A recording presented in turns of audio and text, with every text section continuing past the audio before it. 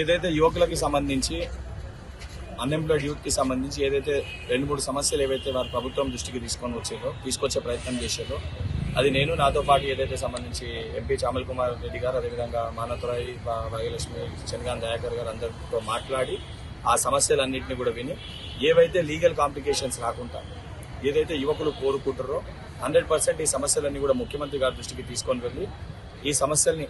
పరిష్కరించే దిశగా ముఖ్యమంత్రి గారికి వివరించి 100% స్టూడెంట్స్ కోరుకునేది అయ్యే ఒక ప్రయత్నం తప్పనిసరిగా చేయడానికి ఈరోజు ఏదైతే టూరిజం ప్లాసాలో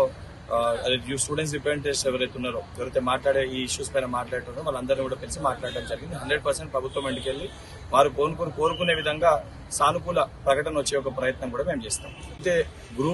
ముఖ్యంగా గ్రూప్ 2 డిఎస్సికి వ్యవధి తక్కువ ఉంది, వారం రోజుల గ్యాపే ఉంది కాబట్టి ఇది కూడా ఏదైతే ఉద్దేశపూర్వకంగా డేట్స్ ఇవ్వడం కాకుండా గతంలో డిఎస్సి డేట్స్ అనేవి మే జూన్ లో ఉండే. సో గతంలో మరొకసారి టెట్ నిర్వహించాలని ఆ రోజు యువకులు ఒక రిక్వెస్ట్ మేరకే సుమారు 4 లక్షల మంది మళ్ళీ టెట్ అప్లై చేసుకుంటూ మరొక అవకాశం టెట్ కల్పించాలని విజ్ఞప్తి చేస్తే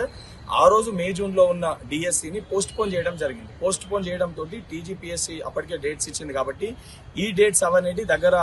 అంటే వారం రోజుల వ్యవధిలో వచ్చే ఒక పరిస్థితి ఏర్పడ్డది కాబట్టి 100% అది ఒకటి జెన్యూన్ డిమాండ్ కాబట్టి ఆ డేట్స్ అనేవి దగ్గర ఉన్నాయి, చదువుకునే అవకాశం కల్పించాలి, చదువుకోనికి సమయం లేదు అని చెప్పి అది ప్రభుత్వం దృష్టి గతంలో కూడా ఇదే సమస్య ఉత్పన్నమైంది కాబట్టి ఇప్పుడు కూడా అదే సమస్య ఉత్పన్నమైంది కాబట్టి ఆ గ్రూప్ 2 పోస్ట్ పోన్మెంట్ పైన ఏదైతే ముఖ్యంగా 90% మంది విద్యార్థులు గ్రూప్ 2 పోస్ట్ పోన్మెంట్ పెంచి వీలైతే కొన్ని పోస్టు దాంట్లో ఏవైతే ఖాళీగా ఉన్నాయో యాడ్ చేయాలని చెప్పి రిక్వెస్ట్ చేయడం జరిగింది. 100% వారి రిక్వెస్ట్ ని కూడా నేను ఎంపీ గారు ముఖ్యమంత్రి గారి దృష్టికి తీసుకొని వెళ్ళి 100% అతి త్వరలో ఒక సానుకూల ప్రకటన తీసుకొచ్చే ఒక ప్రయత్నం కూడా చేస్తాం. ఇంకా మిగతా అంశాలు చర్చకు వచ్చాయి. మిగతా అంశాలు ఏవైతున్నాయో గ్రూప్ 1 1:100 కానివ్వండి, లేకపోతే ఇతర ఇష్యూస్ ఏవైతున్నాయో డిఎస్సి స్టూడెంట్స్ ఏదైతే ఎగ్జామ్ మేము ఇప్పుడు రాస్తున్నాం మాకు ఇబ్బంది ఏంటంటే అసొంటి యువకులందరూ కూడా గత ప్రభుత్వం లెక్క 10 ఏళ్లకెళ్ళి ఇబ్బంది ఏ రకంగా వారు పడ్డారో అసొంటి అంశం రాకుండా 100% ఈ జరగబోయే అసెంబ్లీ సెషన్ లో ఏదైతే ఈ రోజు ప్రతిపక్ష పార్టీ నాయకులు సరే 10 ఏళ్లు వాళ్ళకి నిరుద్యోగుల పట్ల వాళ్ళకి చిత్తశుద్ధి లేకుండా అది యావత్ తెలంగాణ సమాజం యువకులు కూడా చూశారు. కానీ వాళ్ళని కూడా ఈ రోజు వాళ్ళు అంటారు కదా మాకు ప్రతి సమస్య పైన అవగాహన ఉందని చెప్పి మాట్లాడే ఆ వాళ్ళతోటి